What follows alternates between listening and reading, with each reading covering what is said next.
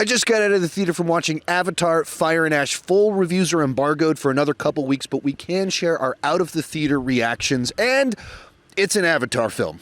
It's not substantially better or worse than either of the other two films. It is, once again, of course, just visually stunning.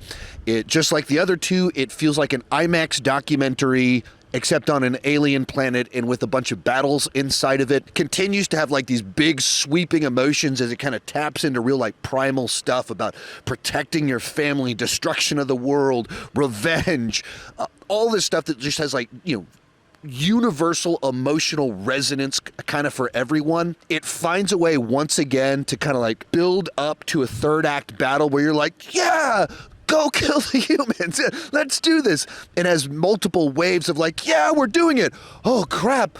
I don't think we're going to do it. And it just makes you feel big things all along the way. It has certain parts to it where it does some pretty new things with the story and kind of expands the lore. There are a lot of other aspects to it where it does feel kind of like we're remixing the first and second movies into just kind of a third version, but it's very reminiscent of things that did happen before. So I wish that it did have a little bit more of just kind of a pure freshness to it. There's parts where it changes up the dynamics of Quaritch and Jake and kind of how they're relating to each other, and it of course brings in kind of some evil members of the from the planet. Like, it doesn't stick to those quite enough, and it goes back to certain things that are familiar. And so while it brings out the big motions, it's sweeping, it's epic, like it's so satisfying in the end, there's a little bit too much familiarity to it.